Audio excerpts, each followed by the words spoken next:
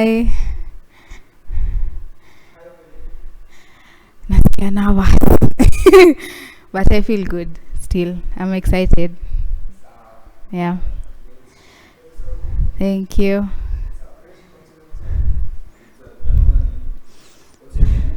Okay.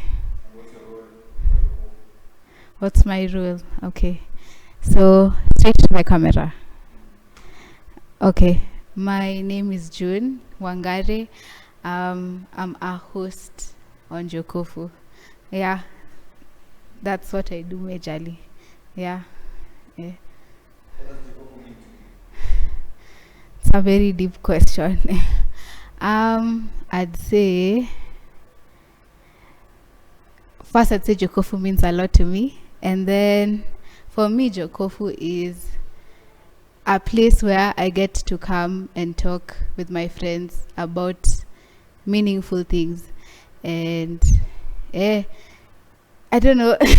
Yeah, like it's a space where I come every week and I get to talk about things that mean a lot to me and that mean a lot to other people and that edify people. So I love doing it.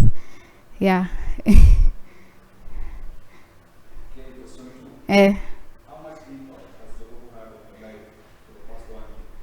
okay. Well, uh,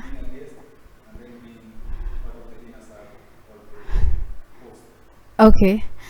Um, when I was just a listener, I think I've said before, the first episode I watched was the one, yeah, Andy Agutu, and I got interested. And then when I was invited to come as a guest, I was very honored because I had never been on a podcast and I thought it was really cool. So I was very excited and I remember being very nervous. But I think one thing that Jokofu has grown in me over the last, for me it's been less than a year, maybe some months, but I think I've become more easy around a camera and around a microphone. I think nilikuanga nervous. I'm still working on it, but I look okay, but it's better. It's better. I feel like I'm improving. So I think that's one thing. Of course, I still have a long way to go, but I think that's one thing that it may work in a work in me, that I can be easy and still talk. Najua nakaa nervous, but yeah. Okay, so do you think we're doing enough? And what do you think we can do, or you can do to make Jokofu reach many people? To make it reach many people. Well, I think, I feel like I could do much more. You get? Do I think I'm doing enough? Enough is an interesting word. I'll say I think there's room for improvement, is what I can say. Yeah, like especially I think being a host, it's a new territory for me. So, like working at being a better host, but pia, the question was on making it reach many people.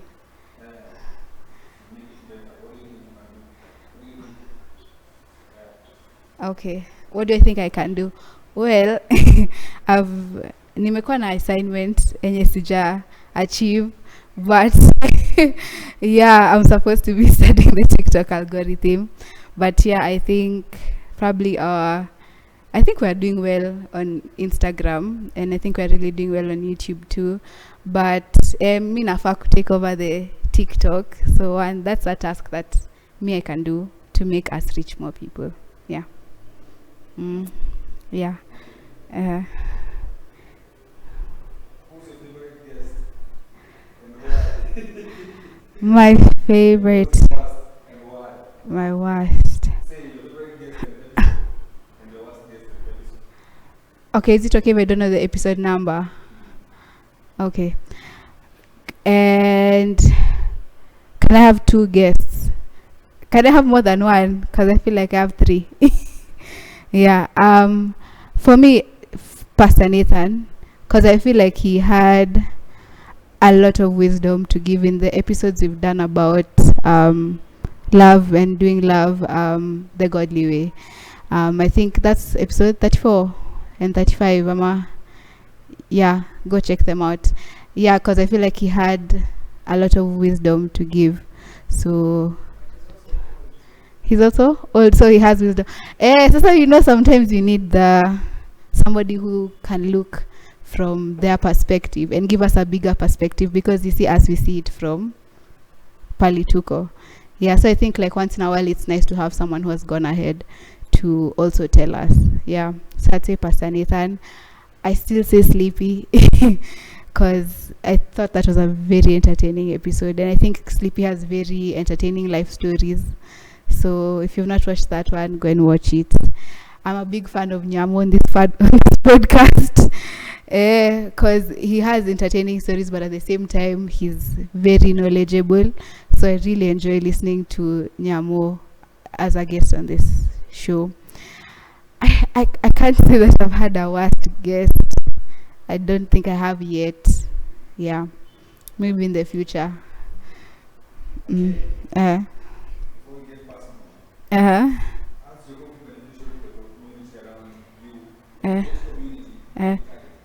What community? Okay. First of all, I'd say I think the Jokofu people or the community, the hosts that you see apart from me, I think how has it been beneficial to me? Personally, it's been beneficial to me because I've gotten to have a like-minded group of people that can challenge me intellectually, and mostly that can challenge me intellectually, that can relate to the things that I want to talk about. You get it's just the 2 of you among others, and the other guests who've been there.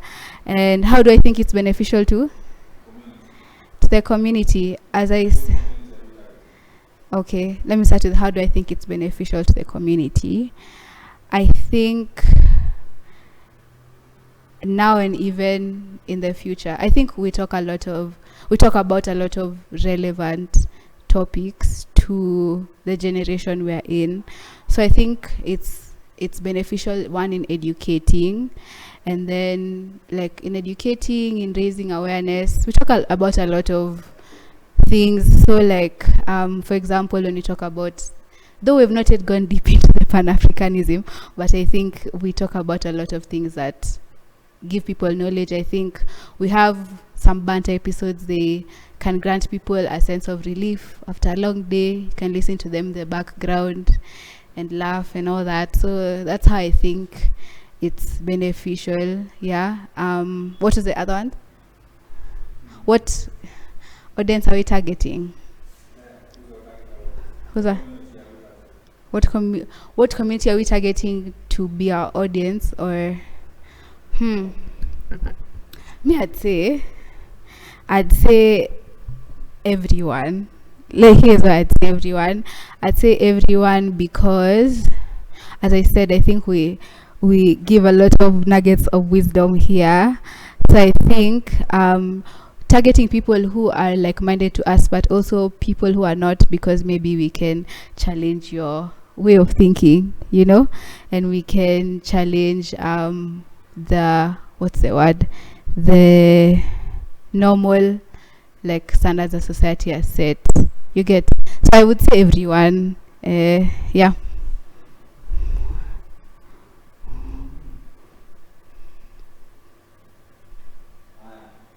Before we get personal again, Okay. what's the hardest part about running a podcast for you as a host? Okay. I was even going to say that I think Jobu and Ray carry a lot of the weight of post-production. So for me as a host, the most challenging part has been stepping into the host shoes, because as I said, I don't think it's something that nilikuwa nimefanya a lot of before. I'm used to being a guest, like to being asked the questions, to answering, you get. But stepping out of the comfort zone to be the one who is moderating a conversation is what has been a challenging part for me. Yeah, but I'm learning and I appreciate the challenge, Pia. Yeah. Now, what was some questions? One. Tell us one thing the audience doesn't know about you. Supposed to think about this. Something they don't know about me. Usually when someone asks these questions, I usually answer and say I'm an only child, but they know that, or you should know that. If you don't know that, you should watch the episode about, what was it, parenting. Yeah, you should watch it. Something else they don't know. I feel like also I've mentioned the biomedical science thing in another episode. Yeah, something that they don't know about me is that I have a creative side. Creative in the sense of music. I play guitar, I sing a little, I write. Yeah, I play acoustic, even hata wako wanajua. Yeah. Yeah, I've been playing guitar since high school. No, for real, I used to have a guitar, but I sold it in the hope to buy a new one, and then I ate the money. But yeah, I should get back to it, but I play acoustic. Yeah, and I also write, but I also need to get back to it. Yeah. Question 2. If you were with someone famous, who would you want it to be? Oh my God. Okay. Also, I feel like this should have been a thought out question. If we were to host somebody famous, who? I feel like I need to think about this one because there are so many in my head, and now because we said it's the only thing I can think of is Ruto, but cut, edit. If we were to host somebody famous, African, not African, any. Oh, Traore. Anaitanga Traore. Yes. Yeah. Yeah. Exactly. If you don't know him, he's the president of Burkina Faso. He's a military president. Ama he's just the president. Yeah. Yes. Because I think when we get into the Pan-African conversations, yeah, maybe we should write him an email, maybe he will respond. But yeah. Okay, the last question. If we were to be endorsed by a brand, what brand would you like to have? A brand. Well, I feel like I don't have anything new and creative. I don't know. I think because when Kericho, I thought of Kericho Gold. Well, I like their teas. I drink their teas a lot. Kericho Gold. Yeah.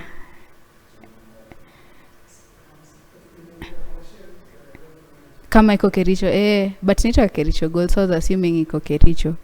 But anyway, I drink a lot of their teas. Yeah. I'm not sure. Yeah. Yeah. Oh. Okay. Oh. Okay. Yeah. Nimefikiria because I drink a lot of their tea. Yeah. I don't know. Tell me.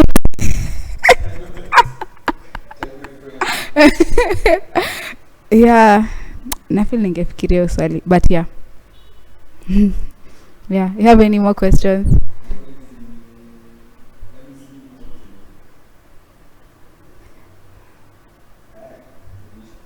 Okay.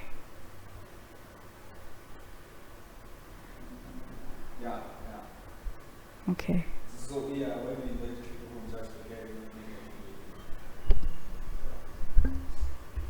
Imesha. Haya. Sawa. Thank you, June. Thank you for having me. Bye. Nieke mic chini hello.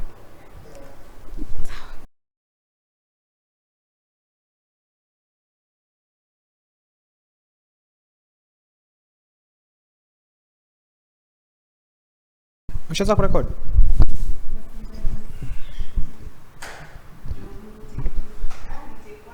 Ah.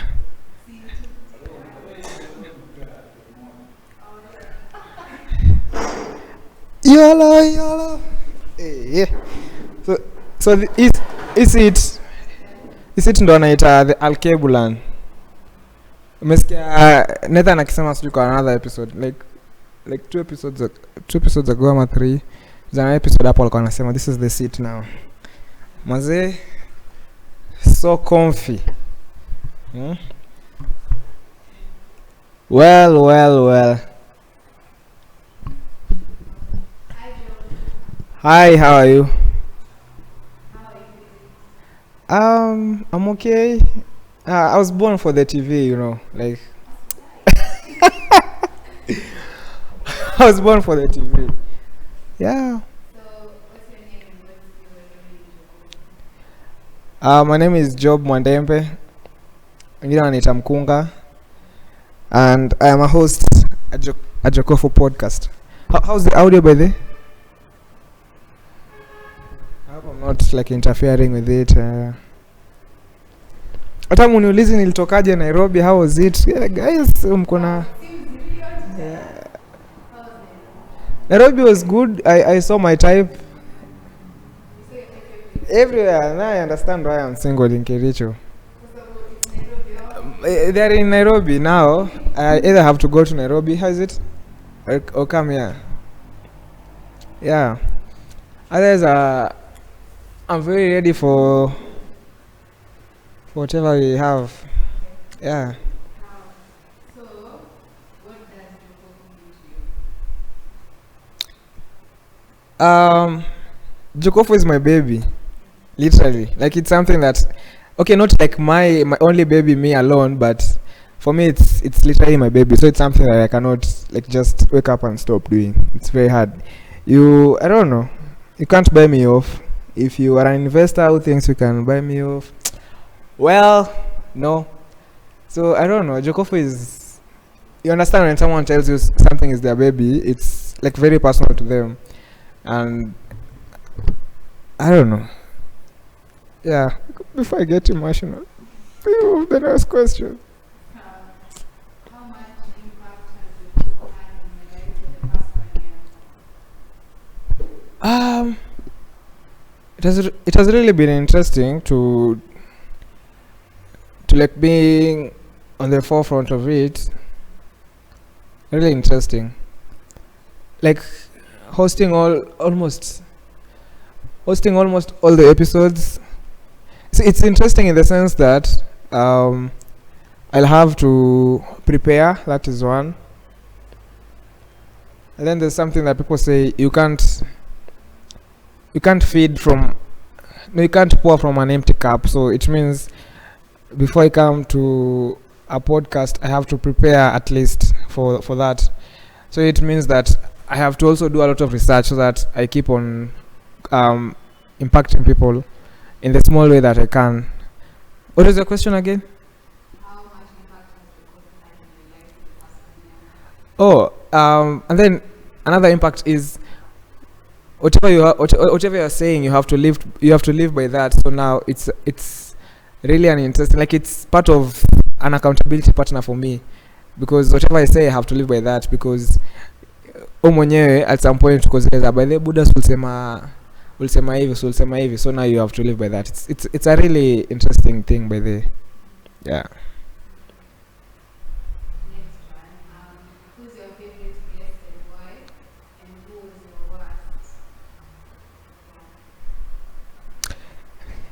worst?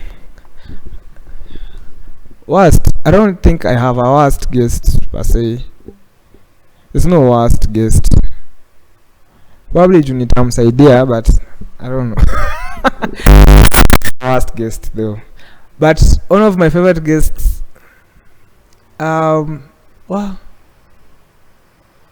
interesting. I don't know.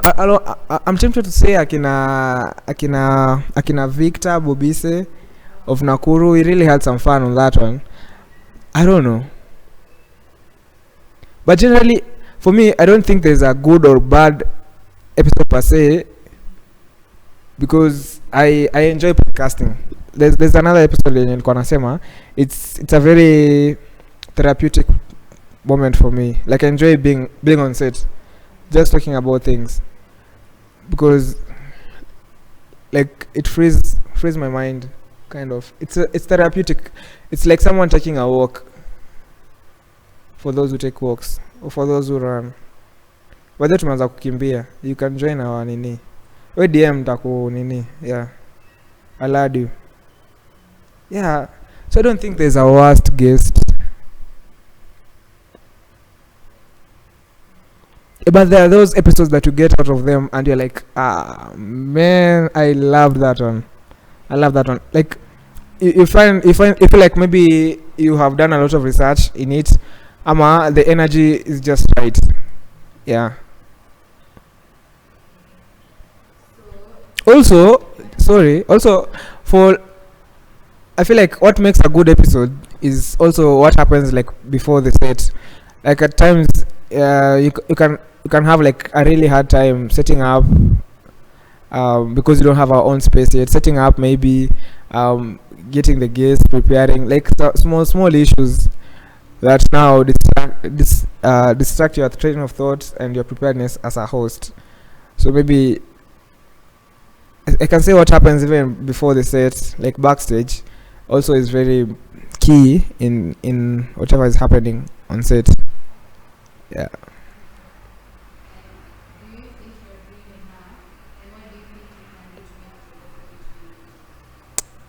I'm not doing enough. When I do enough, you'll see. Yeah, that's what I can say. I'm not doing enough personally, but of course I can't complain. We have come so far. We have come so far. So far so good, by the way. That's what I can say. We have a lot of plans in the works, and I'm not promising you like your guy. We tutatenda to atutengi. We just wake up and do things. Yeah, you see, like this so far, this one. Acha niwaambie, si ndio? Like this so far, this one. You're looking for, in a few episodes coming up, you'll have something like this. So, nimepata hizo comments. We have received your comments, but they nice feedback. Si upata feedback kwa ground, wengine wana text, really nice. So personally, I'm not doing enough, but I'm working on doing enough. Yeah. That's ilikuwa hivyo tu.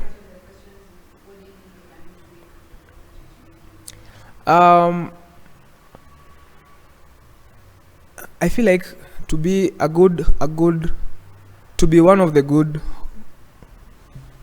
best podcasters or hosts, there's a lot that goes into like just making an episode. I'm releasing one, which includes like the part that I play in Jokofu. For instance, as a host, I feel like I can do more in terms of research and causing more impact. I've started reading books. I also am very intentional about reading the Bible. Also, what else? Just making sure that I'm in the right headspace in order to come and give you the best, because I feel like it's me giving a piece of myself each and every time. The other time, I think you'll come. I think there's a question like that. I have preempted the questions. That's what is equal the agreement, but nimesikia mwingine akiuliza maswali mbili tatu hapa na pale nikasikia. Yeah, but what is the question again?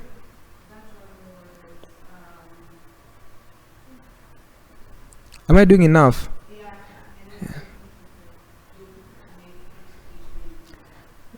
To do personally, as a creative, I feel like we have plans in the works to do more creative stuff with the pod.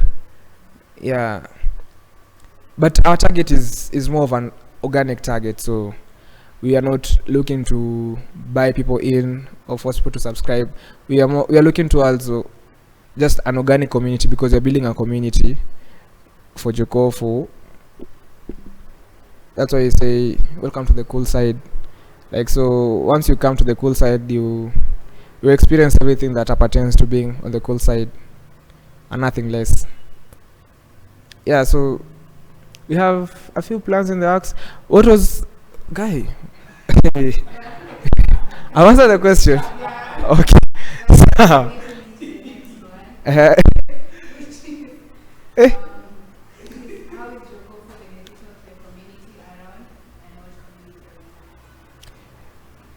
I feel like I'm selling the manifesto of Jokov. Like,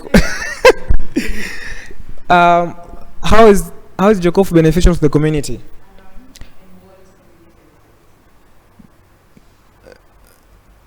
Jokov is beneficial. How is Jokov beneficial to the community? We are providing impact to each and everyone that listens to Jokofu. Yeah, that's one. That's how we are providing impact with the maximum energy possible we can. That's one. And then two, oh my goodness, I feel like I should have these questions written down. What repeat the question? I feel like I have another answer.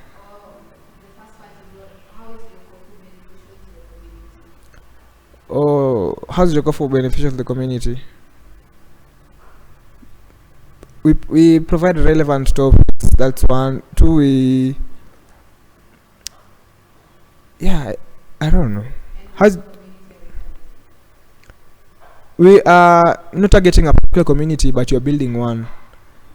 Yeah, so, but there's a subtle theme in our community, which is a very same community. It's more of a community that know God, the one true God. Yeah, that's one of the themes that is underlying there. So, it's also currently, what I can say, our audience is majorly a Gen Z audience, although we have a few millennials who are on board. I'm speaking from data in it to collect backend. So, but we are targeting. We don't have like a specific target like only for Gen Zs. We're just trying to cause impact to the community, positive impact to the community. So in future we are looking towards expanding the community and accommodating even the other age groups. Yeah.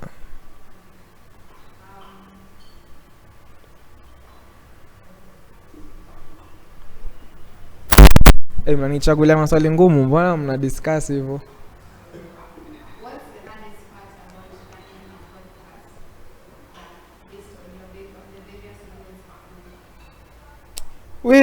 Hey. First of all, one, consistency. It's very hard to be consistent because you realize if you crack the consistency code, consistency beats talent any day, anytime. So now being consistent is one thing. Like you start something and then you have to follow it up to the end, and then you realize there's no end. So now you have to keep on doing it. At times you don't feel like podding by the. At times you don't feel like, let's just push it. But now, if you push it, you skip. If you skip, the more you skip, you get used to skipping, and then that's how you lose the trail again. So one of the things is consistency. Another thing is, it's not easy. It's tiresome. By the showing up before a camera that is black and just looking at you, it's strange. It's not easy generally because you need to also be in the right headspace to give. As I said, like for me when I'm podcasting, it's like I'm giving a piece of me each and every time that it's going to be there online forever. I remember yesterday I was having a conversation with another friend of mine, and then he said something that really described me. When she watches this one, she'll remember. We were talking about. I was telling her like aspects of you that are you. When they are moved from you, they will like lose meaning out of you. And he mentioned one, and I was like, okay, but it was easy for you because now, if you really want to know about me, just go back like 36 episodes, and you're going to know like a lot about me. So the issue that you want to know is maybe the unsaid things about me. Yeah. So it's not easy showing up on all episodes and being part of the managerial team that manages this thing. Like you literally have the vision to steer it. So the vision has to be top notch. You have to compare with other people. You have to be on top of your game every day, considering that it's not the only thing you do, and it's not even financial sustaining at the point. Yeah, so it's literally you feeding it. That's why I'm saying Jokofu is my baby. uh-huh.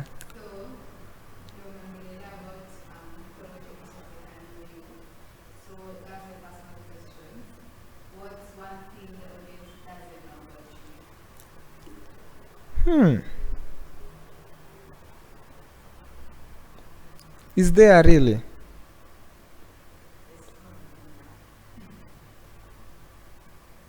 You guys know I play rugby, right? Okay. You also know that I cook. You also know that. Oh man.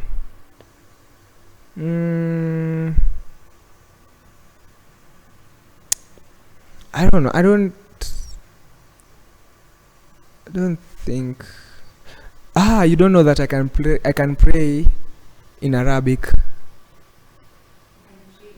Yeah. Like neza like neza umba Kiislamu. Yeah. So see dikiwa primary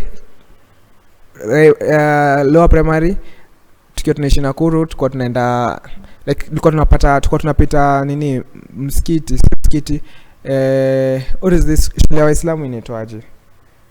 There's a name. Madrasa. Tulikuwa tunapita madrasa na wase wanafunzwa, and then growing up in Coast, like it's common even our high school, there's a day, no, in our primary there's a day Muslims usually pray. So I prayed with them for 5 years consecutively. So yeah, like 5 years tulikuwa tuna pray na kila I think it was a Friday ama kitu kama hiyo yenye ilikuwa ni siku yao wanaomba, so tulikuwa tumeshika hizo prayers.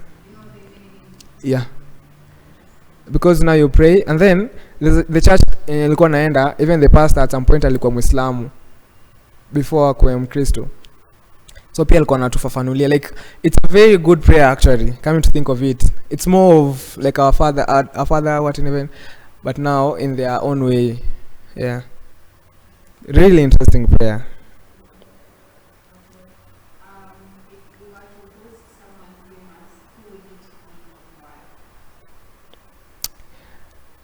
So, hey, this guy I saw on TV. I know him.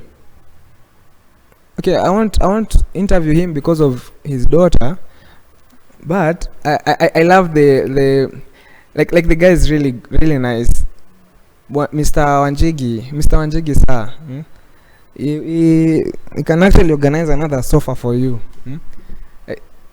I love the intellect behind the guy. The guy has read a lot of books, which is something that I admire. He is very much informed about the current issues, and then he has like network for days, like very very well networked. So me I nilimwona kwa mic check. Wow, I couldn't get enough for that episode. Yeah.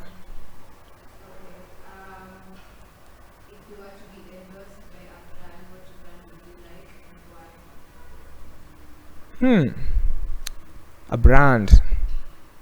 First of all, the brand should have money. But I'm also think of a brand endorsement or in the form that they're going to provoke my creative process. Like me as a creative, they're going to engage me as a creative. Like it's one assignment that will that I'll have to really think, maybe even travel somewhere peaceful, niende nifikirie, so that I bring some masterpiece. But I'm thinking of, now I don't know, for Jokofu now. Well. First of all, I don't know. My thinking is, my thought process is, the brand that you're going to endorse is something that I've actually been using for some time. I love natural things, so maybe if you're talking about hair, hair is one of my greatest things that I love. Maybe hair. Let's talk about like hair brands. This one, like Nice and Lovely, maybe. If they have a brand that pushes Africanism, of course I'll be into that. I'm buying myself time to think. Well.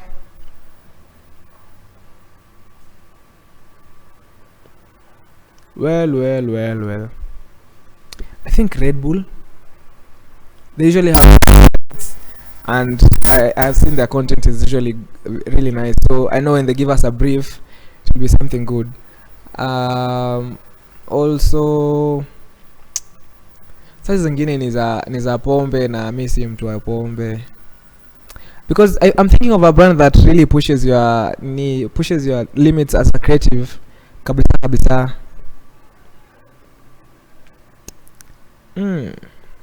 Maybe along the lines of Red Bull. International brands, you don't have any brand. Thinking maybe like a Red Bull brand. What? Can't remember, man.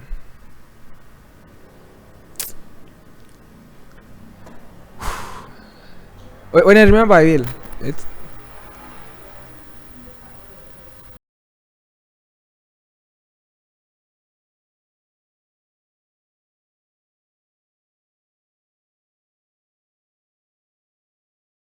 I'm trying to remember.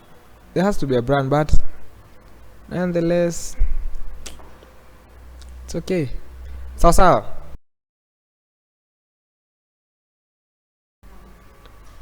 Sawa, asante.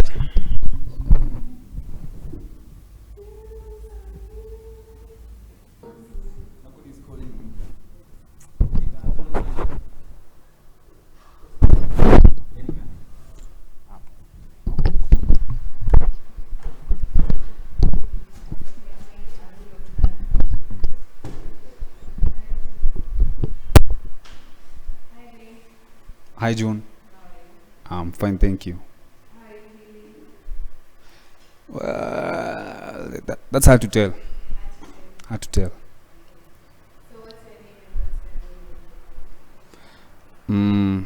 My name is Ray, and I'm host and content director, Jokofu Pod. Yeah. Jokofu. Jokofu means a lot to me. Nisemeka, it means a lot to me. It's my little project X, where I get to be famous without actually being famous. Okay, in what sense? Like, you'll be famous, yes, but not famous like a music artist, that kind. Like, you'll attract a certain kind of attention that I'd want. Yeah, a type of attention that doesn't seek attention. Imechill too. Next.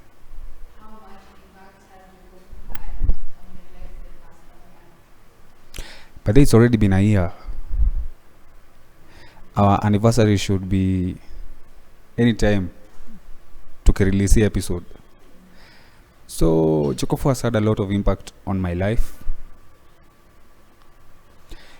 It has really built me. Kama mse mi sikuwa mse wa kamera, mi sikuwa mse wa kubonga mbele ya kamera, kubonga mbele ya watu, all that.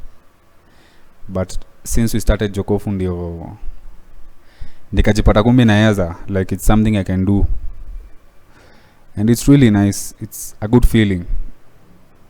Who's your favorite guest and why, and who's your worst? My favorite guest, kuna favorite episode na worst episode? Favorite. I don't have a favorite guest. I don't have a worst guest, but I have a worst episode. So, story time. Let me tell you a story. Acheni niwape story. There's this time, me and Jobu were like, yo, we haven't atuja shoot episode for like 3 or 2 weeks. So we had to shoot. Unaona? And then I'm calling these guys and they're like, yo, mi siko. Mwingine amesema mi niko around. Alafu sasa time ya kwenda kushoot anakosa kushow up. So me and Jobu had to do an episode peke yetu. Tuko tumeboeka. Tuko tumeboeka. Alafu Jobu alikuwa sauti yangu, my voice wasn't. Alafu sasa Jobu ni mgonjwa. Tuko hapo nishamwambia msee hatuwezi kosa kushoot. Like sasa tutapost nini? Juu we were like we can't give up on this thing ikiwa at its early stages. So that episode is actually the least viewed. Mpaka saa hizi. Naiangalianga hivi tu na feel ni kana naweza ambia Jobu to drop the episode to So yeah, there's that. That's my worst episode. My favorite episode will forever be episode 25 maze. Niyo. Like men's red flags and green flags. It really felt nice kusikia Nyamo akifungua roho. It was nice. Nyamo's ex, please text him. Send that risky text. My favorite guest has always been napendanga sana host Nathan. Ndio Nyamo sim host mara mingi. But is it scarcity? Is it nini tunasemanga aje? Absence creates value. So unapendanga an experience life kidogo alafu namuita an experience life kidogo namuita hivyo sasa. So yeah.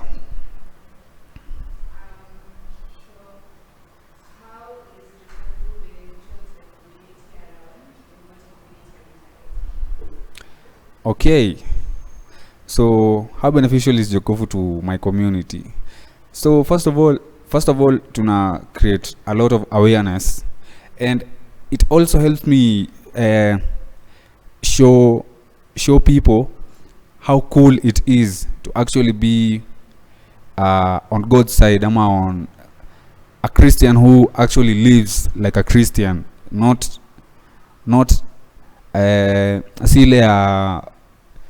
we left church but we did not leave God. Sijui ni hizo propaganda zote. Like how cool it can be. Like life bado ni cool ukiwa ndani ya God, ukiishi life fiti, ukiishi life yenye ina glorify Mungu. That's one of the impacts nataka ku have kwa life za wase. Like it's not really boring, like it's the cool side.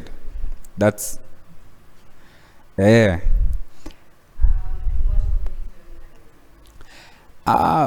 okay, targeting every cool person. If you think you're cool, join Jokofu. Come on. But basically we are building a cool community. Venye Jobo alisema, we are building a community from scratch. And that's why Jokofu means a lot to me. Ndo maana I hold close to my heart. Like every day, every weekend yangu inakuanga tu ya kufikiria what are we going tutashoot nini, nitaita nani, all that, kujua nani yako available, who is not available, and all that stuff. So we're actually building a community of cool people, cool believers, people who think like us, people who think that being a Christian is cool and being on God's side is cool. So why do we invite people from church only? Baadhi kulikuwa na hiyo swali. Kuna msee aliuliza mbona tunaitanga wase wa church peke yake. Well, There's a huge answer to that, but a small one will be we're still coming up. Na Jokofu we are not funded, like, so siwezi invite msee mwenye atakuja niambie by the way mimi ni host unanilipa hivi, unaona, so hatujafika hapo bado, but we will pretty soon maybe. Okay, keep sharing by the way, wale wase share nini zetu mtatusaidia sana ku accelerate growth yetu. So there is that, and then our say ndio tunajua, like they are the people we know, and having a target community, and not a target community but a target message, like tukona a certain type of message yenye tunajaribu ku give out, lazima ni target watu specific ku invite kwa pod, like people that I know, people that najua wakikuja hapa hivi they'll have an impact on someone, and maybe with time the more we build a good community, the more I'll have more people to invite. Yeah, I think that is that a good answer? Also, so in that nini, I also feel like Oni as I say, I just want to talk about that. Nataka tu kujibu hiyo swali. I feel like also as a, if you're hosting, it's easier for you to interact with someone that to run an episode with someone who you have interacted with before, rather than when you're meeting for the first time. It's usually very hard. Something personally like I'm working on. Like nikutana na first time and then you host, it's hard kidogo. Like I must have interacted with you at some point so that I know where you lean on as an individual. Or maybe I have read about you and I've seen you before. No one knows Wanjigi because I've seen him before. So now I haven't met him practically, but I have an idea of how to draft ama to drive a whole conversation. Yeah.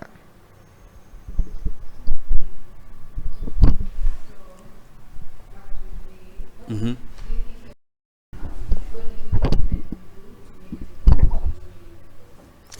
Do I think I'm doing enough?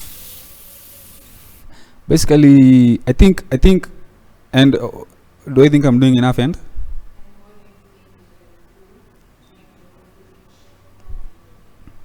oh, that's a good one. I think the hardest thing about being a creative is actually knowing your potential and being restrained from reaching your potential by what you currently have. Unapata? So basically, I'm being ni kama nini? Ni kama working on a budget. Unapata? So we're not doing enough. That could be one reason. Another reason ni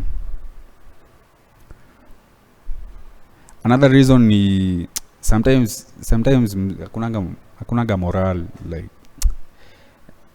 I'm doing this because I have to be consistent. I have to do this. Kuna mtu anangoja episode. By the way, my mom is a big fan. Like mama anangoja episode. So able to shoot. So sometimes ni lazima utafute motivation ndo ukuje shoot pod. And it's really hard. So I don't think I'm doing my best. I'm working on it. Yeah. I think it's better if I say it like that. I'm not doing my best, but I'm working on it. Yeah.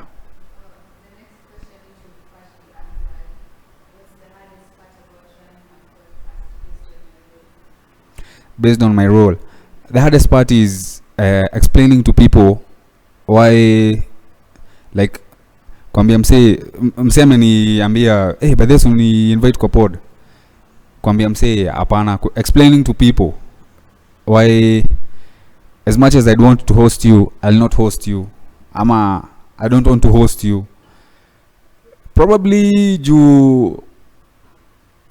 I've not studied you enough kujua what kind of message you'll bring, ama I don't think what you'll talk about is what you live by. That's another, which is another reason why naitanga wase wa church peke yake. Okay, sio wase wa church peke yake per se, but most of my guests wanatokanga tu hapa. Yeah, That's the hardest part. Oh, t-shirt.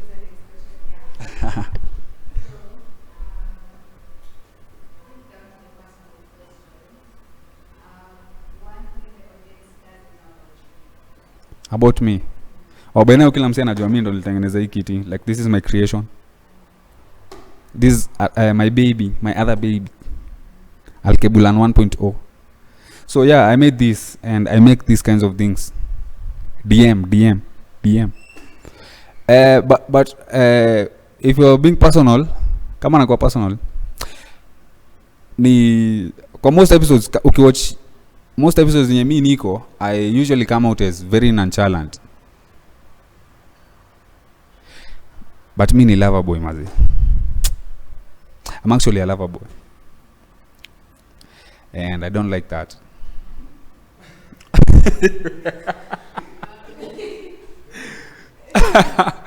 I don't like that. Yeah.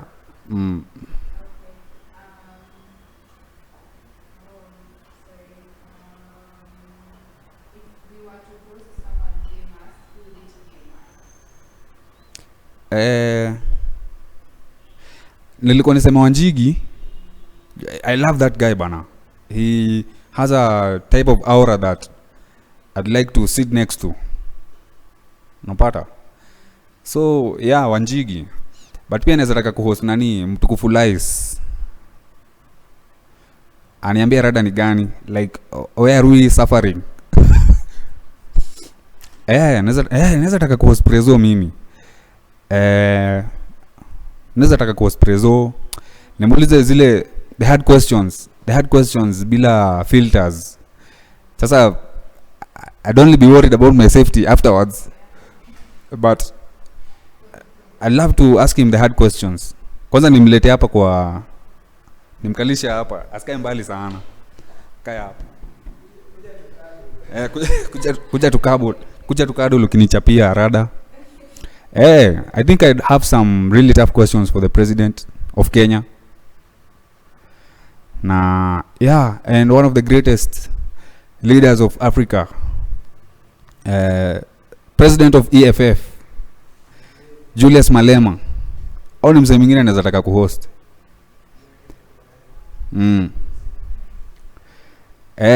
Napenda Malema sana. He stands for the things I stand for. Like, yeah, I'm big on Pan-Africanism actually. I don't hata si lazima ni explain. Like, just look around. Like, most of my crafts are African inspired by history, Pan-Africanism, and all that stuff. So yeah, I'd love to host Julius Malema. For being a good guy. I'd love to host the president for being a bad guy, and I'd love to host Jimmy Wanjigi because I want to be a tycoon. Yeah.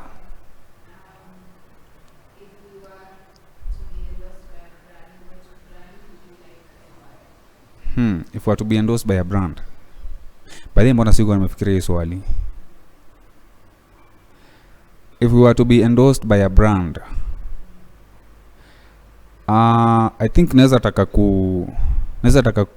kuendorse nani? Hii imenikujia saa hii. Naweza taka kuendorse na Equity Bank. Not because of a lot of things, but because of the CEO. Is it James Mwangi ama anaitwa nani? Yeah, James Mwangi. I think wamefanya a lot of good things. Things that I stand for, things that I'd want to do with Jokofu in future, like Wings to Fly, all that stuff, and empowering Kenyans in very many ways. That's someone I'd want to. That's brand naweza taka kuwa endorsed by. Who else? What other big brand do I know? Nilikuwa niseme Road ndo wanipe equipment, but Road. lakini najua CEO asikii Kiswahili, ni sawa tu. Lakini kama uko na duka kubwa ya electronics, unaweza ni DM, naweza kuhost, ni kupromote, unipe equipment. Yeah, I think that's it. Welcome. Bye guys, see you on our next episode. Make sure to like, share, subscribe, tell a friend, comment. What else would you like to know about us? And what topic would you like us to talk about based on what we've spoken about ourselves? And yeah, I think that's it. Bye.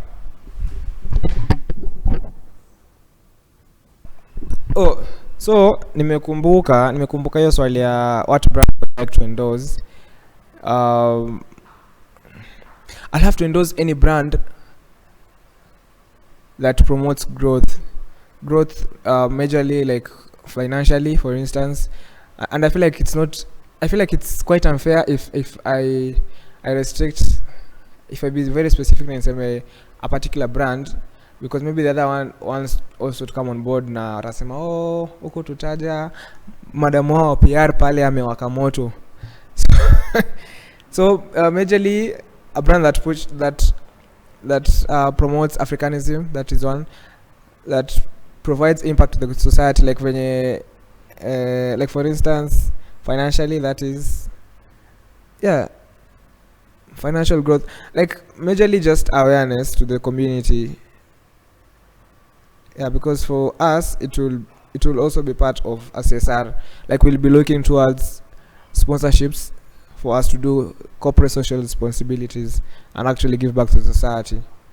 And also a brand that will also coming from a man, I would say a brand that also thrives to educate and empower the boy child. Yeah, I think that's it.